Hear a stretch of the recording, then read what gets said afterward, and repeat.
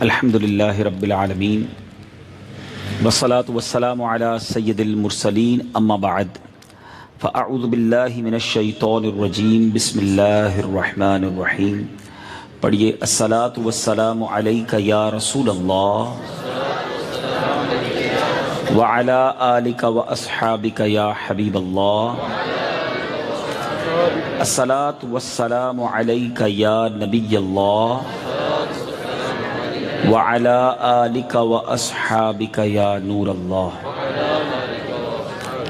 میٹھے میٹھے اسلامی بھائیوں، الحمدللہ آج کے اس سنت و بر اجتماع کے بارے میں جیسے بتایا گیا کہ میری والدہ مرحومہ کے ایصال ثواب کے لیے بھی یہ اجتماع رکھا گیا ہے. اللہ ان سب اسلامی بھائیوں کو اس کی بہترین جزا عطا فرمائے اور میری والدہ مرحومہ کو جنت میں اعلیٰ مقام عطا فرمائے. آپ کی مسجد میں بار بار آنے کا ایک سبب یہ بھی ہے کہ میرے والد محترم وہ اس مسجد کے نمازی ہیں اور جب ابو جان کا حکم ہوتا ہے تو مجھے آنا پڑتا ہے. اور آج میں پیش کی ایک معذرت کر لیتا ہوں کہ اب 10:30 بجے مدنی چینل پر لائیو سلسلہ مجھے کرنا ہے ذہنی آزمائش اور 9:45 بج چکے ہیں، تو بیان میں بہت طویل نہیں کر سکوں گا. چند مدنی پھول ضرور پیش کروں گا. میں کوشش کی تھی کہ میں 9:15 تک یہاں پہنچ جاؤں، لیکن آج جب فیضان مدینہ سے نکلا تو بہت ٹریفک تھا اور مجھے بہت دیر لگی ہے فیضان مدینہ سے یہاں آنے میں. تو مجھے یہ بھی تشویش ہے کہ جانے میں بھی مجھے وہ وقت لگ جائے گا. تو کچھ ملاقات ہم یہاں کر لیتے ہیں اور کچھ ملاقات آپ گھر جا کر مدنی چینل پر سلسلے میں ہمارے ساتھ شامل ہو جائیے گا. درود پاک پڑھنے کے بے شمار فضائل و برکات ہیں. مصطفیٰ جان رحمت صلی اللہ تعالیٰ علیہ وسلم کا فرمان عالی شان ہے کہ تم اپنی مجلسوں کو مجھ پر درود پاک پڑھ کر آراستہ کیا کرو کہ تمہارا مجھ پر درود پاک پڑھنا کل بروز قیامت تمہارے لیے نور ہوگا. تو مل کر پڑھ لیں درود پاک. صلو علی الحبیب صلی اللہ تعالی علی محمد صلی اللہ علیہ وسلم. ماشاءاللہ 11ویں شریف کا اجتماع ہے. اس عظیم ہستی کی بات کرنی ہے جن کو ساری دنیا پیران پیر، پیر دستگیر، روشن ضمیر، قطب ربانی، محبوب سبحانی حضرت شیخ عبد القادر جیلانی رضی اللہ تعالیٰ عنہ کے نام سے جانتی ہے. کیا شاندار مرتبہ اللہ نے اس ہستی کو عطا کیا. اولیاء کرام کی اگر ہسٹری کو پڑھیں، اولیاء کرام کی تاریخ کو پڑھیں تو بہت سارے اولیاء کرام وہ ہیں جو زندگی کے ایک اسٹیج پر آ کر ایک موقع پر آئے، توبہ کی، ایسی سچی توبہ کی کہ اللہ نے انہیں ولایت کا مرتبہ عطا فرما دیا. کئی توبہ سے پہلے برے کاموں میں مصروف تھے. وہ لائف نہیں تھی جو توبہ کے بعد زندگی بنی. حضرت فضیل بن ایاز رضی اللہ تعالیٰ عنہ بہت بڑا نام ہے، اولیاء کرام کے سردار کہلاتے ہیں، مگر آپ توبہ سے پہلے ڈاکو تھے. حضرت جنید بغدادی رحمۃ اللہ تعالی علیہ آسمان ولایت کے ایک بڑے چمکتے ستارے ہیں، مگر ایک روایت کے مطابق آپ نے تب توبہ نہیں کی تھی تو آپ پہلوانی کیا کرتے تھے، آپ مقابلے کشتی کیا کرتے تھے.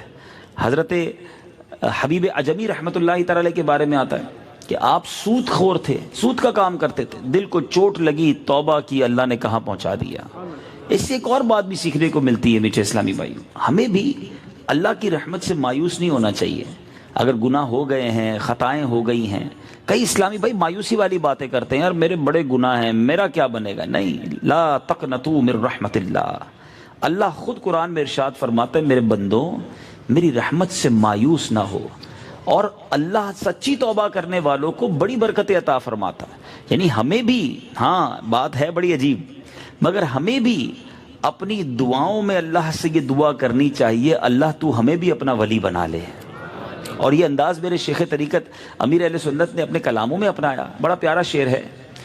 تو اپنی ولایت کی خیرات دے دے میرے غوث کا واسطہ یا الہی، میرے غوث کا واسطہ یا الہی. اللہ ہمیں اپنی ولایت کا شرف عطا فرمائے. مگر پیران پیر سیدی غوث اعظم کی بات ہی نرالی ہے. آپ مادر زاد ولی ہیں، آپ کو ایسی ولایت ملی ہے، اللہ اکبر، آپ تو ولی ہیں ہی ہیں، علماء فرماتے ہیں کہ اگر آج بھی غوث پاک کو دنیا سے پردہ فرمائے ہوئے سینکڑوں سال ہو گئے، صدیاں گزر گئی ہیں، مگر علماء کہتے ہیں آج بھی اگر کسی کو ولایت ملتی ہے تو غوث پاک کے در سے ملتی ہے۔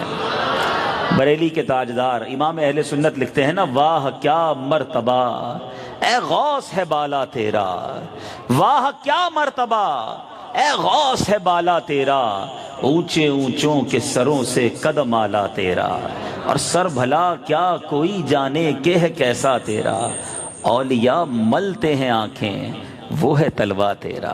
غوث پاک کی غلامی کوئی چھوٹی چیز نہیں۔ اعلیٰ حضرت لکھتے ہیں کیا دبے جس پہ حمایت کا ہو پنجہ تیرا، شیر کو خطرے میں لاتا نہیں کتا تیرا۔ غوث پاک کا مرید ہو کے میں کیوں گھبراؤں، غوث پاک کا غلام ہو کے کیوں ڈروں؟ ہاں غوث پاک کا سایہ سر پر ہے، محبت سچی کر لو پیرانے پیر سے، دنیا میں بھی بیڑا پار ہے، آخرت میں بھی بیڑا پار ہے۔ اللہ نے کیسا مرتبہ دیا، ابھی غوث پاک آئے نہیں ہیں دنیا میں، مگر پریپریشن دیکھیں، تیاری دیکھیں، انتظام دیکھیں کہ بغداد معلیٰ کے قریب ایک جگہ پر ایک نوجوان تھا، بھوک نے ستایا، دریا کے کنارے ایک سیب تیرتا آیا، اس نوجوان نے وہ سیب کھا لیا۔ جب وہ سیب کھا لیا تو اس نوجوان کو یہ خوف خدا تھا، اس کے دل میں خوف خدا تھا کہ یہ میں نے کیا کیا، بغیر اجازت کسی کے باغ کا سیب کھا لیا، اب اللہ کو کیا جواب دوں گا؟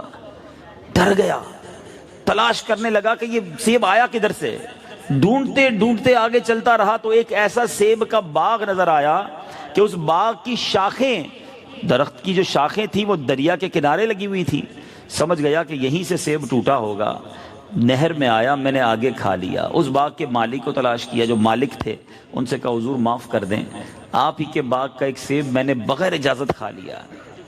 باغ کے مالک بھی بڑے کمال کے تھے، وہ بھی اللہ والے تھے، کہتے ہیں ایسے معاف نہیں کروں گا، تمہیں اتنے دن تک میرے باغ کی خدمت کرنی پڑے گی، گویا چوکیداری، مزدوری، ایک سیب کا حق۔ ذرا غور کیجئے، یہ ہے خوف خدا کی معراج۔ آج لوگ لاکھوں روپے ہڑپ کر جاتے ہیں، زمینوں پہ قبضہ کر لیتے ہیں، قرضہ لے کر لوٹاتے ہی نہیں ہیں۔ بندہ کہتا ہے میرا کون بگاڑ سکتا ہے؟ ٹھیک ہے آج تمہارا کوئی نہیں بگاڑ سکتا، مگر ایک دن ہوگا جب مظلوم کا ہاتھ ہوگا، ظالم کا گریبان ہوگا، اللہ مظلوم کے ساتھ ہوگا۔ امام اہل سنت مولانا شاہ امام احمد رضا خان علیہ رحمت الرحمن فرماتے کہ جو بندہ کسی کے 3 پیسے جان بوجھ کر دبا لے، اس کو قیامت کے دن 700 مقبول با جماعت نمازیں دینی پڑ جائیں گی۔ 3 پیسوں کے بدلے ہزاروں روپے جس نے کھائے وہ کہاں سے جواب دے گا؟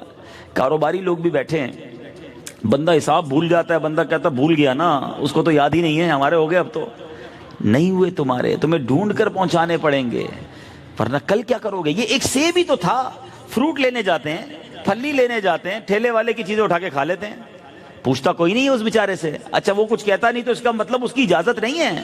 اگر آپ نے 1 کلو 2 کلو پھل لیے ہیں تو ایک امرود اٹھا کر اور ڈال لیں، اس کی آپ کو اجازت نہیں۔ خوف خدا ہونا چاہیے کہ کسی کی کوئی چیز میرے اوپر نہ رہ جائے۔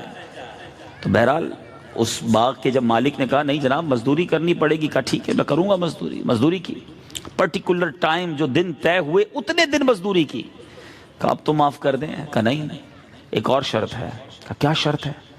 کہا شرط یہ ہے کہ تمہیں میری بچی سے شادی کرنی ہوگی، اور وہ بچی آنکھوں سے اندھی ہے، کانوں سے بہری ہے، زبان سے گونگی ہے، پیر سے لنگڑی ہے، گویا ساری معذور اس کے اعضاء گنوا دیے۔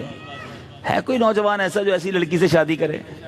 ہر نوجوان کا خواب ہوتا ہے خوبصورت لڑکی سے شادی ہو، صحت مند سے ہو، مگر اس نوجوان کا حال دیکھو، ایک سیب کا حق ہے، سوچا معذور سے شادی کر لوں گا یہ آسان ہے، اللہ نے قیامت کے دن پکڑ لیا تو کیا کروں گا؟ یہ ہے ہمارے اندر فکر کسی کو؟ آج تو لوگ کہتے ہیں یار جو کرنا ادھر کرو نا، قیامت کی کیا باتیں کر رہے ہو، مرنے کی بات کیوں کرتے ہو؟ یعنی زندگی ایسے گزار رہے ہیں لوگ کہ جیسے مرنا ہی نہیں ہے۔ چونکہ میری والدہ کی مرحومہ کے ایصال ثواب کے لیے محفل ہے، میرے والد بھی یہاں موجود ہیں، میرے بھائی بھی موجود ہیں، یہ بتاتے ہیں کہ 3-4 منٹ کے اندر میری والدہ دنیا سے چلی گئی۔ کوئی ایسا نہیں تھا کہ ہاسپٹل لے کر گئے، کوئی بیماری تھی، یہ ہے موت، پتہ نہیں چلے گا کب میں اور آپ چلے جائیں گے، پھر ادھر کیا جواب دو گے؟ آج حق مارنے میں، گناہ کرنے میں، کسی کو ستانے میں، ظلم کرنے میں 1 منٹ نہیں لگاتے. مرنا نہیں. اس نوجوان کو دیکھو، گونگی، بہری، لنگڑی، لولی لڑکی سے شادی کے لیے تیار ہو گیا، نکاح ہو گیا، کمرے میں گیا. جب وہ نوجوان کمرے میں جاتے ہیں واپس گھبرا کے باہر آ گئے. کہا حضور گڑبڑ ہو گئی ہے. کہا کیا ہوا؟ کہا آپ نے تو کہا آپ کی بیٹی اندھی، لنگڑی، لولی، معذور، یہ تو بڑی صحت مند خوبصورت دوشیزہ ہے. کہا میرا بیٹا یہی میری بیٹی ہے. بات یہ ہے میں نے اپنی بچی کو اندھا اس لیے کہا تھا میری بیٹی نے کبھی حرام دیکھا نہیں ہے. بہرا اس لیے کہا تھا اس کے کانوں نے کبھی حرام سنا نہیں. اس کو گونگا اس لیے کہا کہ کبھی اس کی زبان نے حرام بولا نہیں. لنگڑی اس لیے بولا کہ کبھی پیر سے، کبھی گھر سے باہر بے پردہ نکلی نہیں. میرا بیٹا، میری بیٹی بڑی نیک ہے، میں نے بڑی محنتوں سے اپنی بچی کی تربیت کی ہے. مجھے خوف خدا والا نوجوان درکار تھا، ایک نیک اور پارسا رشتہ چاہیے تھا. جب تم سیب کا حق بخشوانے آئے میرے دل نے کہا تم ہی وہ نوجوان ہو. میں نے ٹیسٹ لیا، امتحان لیا، تم اس امتحان میں بھی کامیاب ہوئے. اتنے دن تک تم نے یہ باغ سنبھالا. پھر اس کے بعد میں نے ایک اور آفر کی کہ لولی، لنگڑی، معذور لڑکی سے شادی کرو. تم اس کے لیے بھی تیار ہو گئے. میں نے جان لیا میری نیک، پرہیزگار، پارسا بیٹی کے لیے تم ہی جیسا نوجوان موضوع ہے. جاؤ میرے بیٹا، وہی تمہاری بیوی ہے. اپنی زندگی کے حسین لمحات اس کے ساتھ گزارو. اے میرے میٹھے اسلامی بھائیوں، ذرا غور کیجئے، جب ایسا خوف خدا والا نوجوان ہو، جب ایسا نیک نوجوان ہو اور ایسی پارسا عورت ہو، ایسی با حیا خاتون ہو اور ان کا جوڑا بن جائے، اللہ کیسی اولاد عطا فرماتا ہے. یہ کسی اور کی بات نہیں ہو رہی، شیخ عبد القادر جیلانی کے والدین کی بات ہو رہی ہے. اللہ نے ان کے یہاں غوث پاک کی ولادت فرمائی، ان کے یہاں پیران پیر تشریف لائے. ارے جن کے ماں باپ ایسے ہوں پھر ان کی اولاد کیوں نہ نیک بن جائے. اے میرے بیچ اسلامی بھائیوں، میں لمبا چوڑا بیان نہیں کرتا، اسی ایک واقعے سے درس دیتے ہیں. ذرا غور کیجئے، بزرگ بھی بیٹھے ہیں، آپ اپنے بچوں کی شادیاں کرتے ہیں، اپنی بچیوں کی شادیاں کرتے ہیں، نوجوان بیٹھے ہیں جن کی اپنی شادیاں ہونے والی ہیں. ہماری کیا ڈیزائرز ہیں، ہماری کیا خواہشات ہیں، لڑکی کیسی ہونی چاہیے؟ یا نوجوان کہتا ہے یا اس کے ماں باپ کہتے ہیں کہ جناب خوبصورت ہونی چاہیے، بڑا خاندان ہونا چاہیے، پھر جہیز اچھا لائے، پیسے والے ہونے چاہیے. چوتھا کوئی سوال نہیں، بس 3 چیزیں پوری، اوکے رشتہ. اب مجھے بتائیے کبھی یہ سوچا کہ وہ لڑکی نمازی ہے کہ نہیں، وہ لڑکی با پردہ ہے کہ نہیں، اس میں دینداری ہے کہ نہیں، اللہ، اس کے رسول، صحابہ اور اولیاء سے محبت کرتی ہے کہ نہیں، اس کے دل میں 12ویں والے آقا، 11ویں والے غوث کی محبت ہے کہ نہیں. کیوں؟ آنے والی نسلوں کی ماں بننا ہے اس نے. ارے ماں ہی بدعقیدہ ہو، ماں ہی بے پردہ ہو، ماں ہی بے نمازی ہو تو کدھر سے بچوں میں ادب آئے گا؟ فرسٹ انسٹیٹیوٹ، پہلی اسکول، پہلی درسگاہ ماں ہے. مگر کوئی نوجوان کبھی نہیں کہتا کہ جناب اپنی ماں کو کہ دیکھو میرا رشتہ کرنا تو صحیح عقیدے والی سے کرنا، اس کے دل میں اللہ، اس کے رسول، صحابہ اولیاء سے محبت ہونی چاہیے، وہ با پردہ ہونی چاہیے، وہ نمازی ہونی چاہیے، وہ سچی ہونی چاہیے. غوث پاک کی ماں کیسی تھی کہ غوث پاک کی ماں کو 18 پارے یاد تھے. غوث پاک پیٹ میں تھے، ماں قرآن پڑھتی، غوث پاک نے ماں کے پیٹ میں 18 پارے یاد کر لیے. ماں نیک تھی تو برکت ملی نا. ماں فلمیں دیکھنے والی، ماں بے حیائی کرنے والی ہوگی تو اولاد کیسی ہوگی؟ کس نے سوچا؟ سرور کائنات علیہ الصلوۃ والسلام کا فرمان ہے عورت سے 4 چیزوں کی وجہ سے نکاح کیا جاتا ہے. یا تو اس کا حسب دیکھا جاتا ہے یعنی خاندان، یا مال دیکھا جاتا ہے، یا حسن و جمال دیکھا جاتا ہے، یا دینداری دیکھی جاتی ہے. سرور کائنات علیہ الصلوۃ والسلام فرماتے تمہارا ہاتھ خاک آلود، تمہارا چہرہ خاک آلود ہو، عورت کی دینداری دیکھ کر نکاح کیا کرو. پیارے آقا نے انٹیمیٹ کیا، ہمیں سمجھایا ہے حدیث کے ذریعے، پریورٹی دیجئے دینداری کو. نہیں دیکھتے لوگ. پھر ایسا ہوتا بھی ہے کہ بچہ جناب عاشق رسول، آپ نے اپنے بچے کو سارے اولیاء صحابہ کی محبت سکھائی اور جدھر رشتہ کیا انہوں نے گھر میں آ کر کہا یہ تو سب شرک ہے جناب. اب گھر میں جھگڑا شروع ہو گیا، گھر میں 2 کانسیپٹ آ گئے کیونکہ آپ نے یہ تو چیک ہی نہیں کیا تھا. بالکل اسی طرح جب بچی کے لیے لڑکا ڈھونڈتے ہو، بتاؤ غوث پاک کے نانا نے کیا دیکھا تھا غوث پاک کے والد میں؟ پوچھا تھا کتنا کماتے ہو، کدھر رہتے ہو، خاندان کون سا ہے، بھائی بہن کتنے ہیں، میری بیٹی کو کھلاؤ گے کدھر سے؟ کچھ نہیں. یہ دیکھا کہ دل میں خوف خدا ہے، یہ بچے سے رب راضی ہے، یہ سب کو راضی کر لے گا۔ جس سے اللہ راضی ہے اس کی دنیا اچھی ہو جائے گی، میری بچی بھی خوش رہے گی۔ ہم تو 3-4 ہی سوال کرتے ہیں، لڑکا کیسا ہے، دکھتا کیسا ہے، اچھا دکھنے میں کمزور ہے پھر بھی چل جائے گا، پیسے ویسے کتنے ہیں، کماتا کتنا ہے، جاب کتنی ہے، بزنس کیسا ہے، اچھا خاندان کیسا ہے۔ اچھا پھر دوستوں سے انکوائری کیا کرتے ہیں، بری عادتیں تو نہیں، اچھا بری عادتیں کون سی والی، شراب تو نہیں پیتا، جواری تو نہیں ہے، اچھا نشہ تو نہیں کرتا، بس تیسرا سوال، چوتھا نہیں، بس اتنا ہی دیکھنا ہے۔ اب آپ سوچیں یہ برائی کیوں پوچھتے ہم، کہ شرابی داماد ہوگا تو لوگ کیا کہیں گے، جوا کھیلنے والا میرا داماد ہوگا تو لوگوں کو برا لگے گا نا۔ میں آپ سے پوچھنا چاہتا ہوں اے بزرگوں، آپ نے یہ تو پوچھا کہ شرابی تو نہیں، کبھی یہ پوچھا کہ بے نمازی تو نہیں، کیا نماز نہ پڑھنا حرام نہیں؟ شراب پینے سے بڑا گناہ ہے نماز چھوڑنا، یقیناً شراب پینا حرام ہے، مگر سب سے بڑا گناہ کہا گیا نماز قضا کرنے والے کو، کوئی نہیں پوچھتا۔ اور اس سے بھی اہم کوسچن یہ تھا کہ اس کا عقیدہ کیا ہے، اس کے دل میں ایمان کیسا ہے، یہ کیا خیالات رکھتا ہے اللہ، اس کے رسول، صحابہ، اہل بیت اور اولیاء کے بارے میں، ہیں یہ کوئی نہیں پوچھتا۔ اچھا کماتا کتنا ہے یہ پوچھا، کہاں سے کماتا ہے یہ پوچھا، حلال کماتا ہے کہ حرام کماتا ہے؟ آپ سوچئے تو صحیح، آپ کرنے کیا جا رہے ہیں، اپنی بچی کا رشتہ اس کے ہاتھ میں دینے جا رہے ہو۔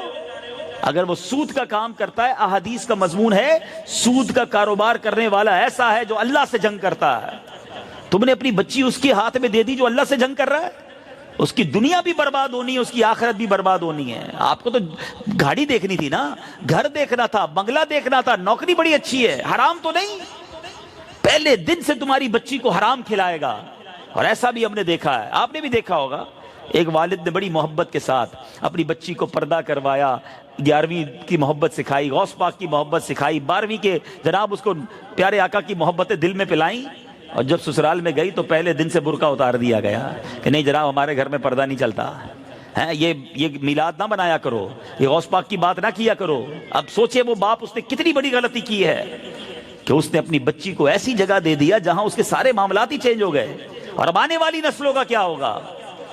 غوث پاک کی کرامتیں تو ساری زندگی سنی ہم نے، ان کی 11ویں بھی جھوم جھوم کر کھاتے ہو۔ اے قادریوں سیکھو غوث پاک کی سیرت سے۔ یہ میں نوجوانوں سے بھی بات کر رہا ہوں، آپ کی شادیاں ہونی ہیں نا، میں آپ کو ایک عجیب بات بتانے جا رہا ہوں، جس کی شادی نہیں ہوئی، علماء نے کتابوں میں لکھا اس کے ہونے والے بچوں کا ابھی سے اس پر ایک حق ہے نا، عجیب بات، شادی نہیں ہوئی میرے بچوں کا حق ابھی سے مجھ پر ہے، ہاں، اور وہ حق یہ ہے آپ پر کہ اپنے ہونے والے بچوں کے لیے اچھی ماں تلاش کرو۔ ماں ایسی ہوگی تو آپ کے بچے نیک بنیں گے، بچے ہی تو مرنے کے بعد کام آئیں گے نا۔ بے ادب بچے چھوڑ کر گئے، بدکردار بچے چھوڑ کر گئے تو مرنے کے بعد کون تمہاری قبر پر آئے گا؟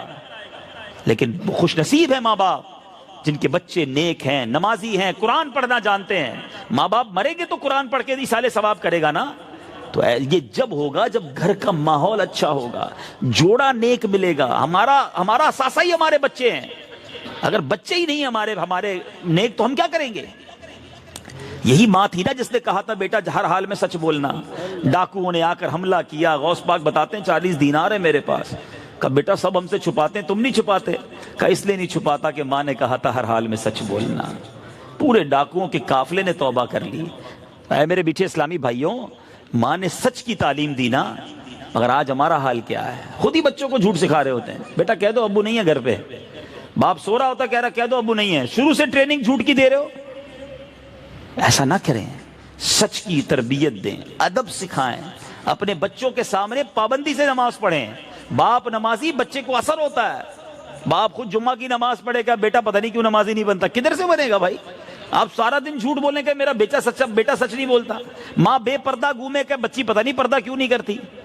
آپ کو خود نیک بننا پڑے گا، جب ہم نیک ہوں گے انشاءاللہ اس کا اثر ہماری اولاد پر پڑے گا۔ تو بہرحال میرے بیٹے اسلامی بھائیوں، سیدی غوث اعظم رضی اللہ تعالیٰ عنہ کی سیرت مجھے اور آپ کو سچ سکھاتی ہے۔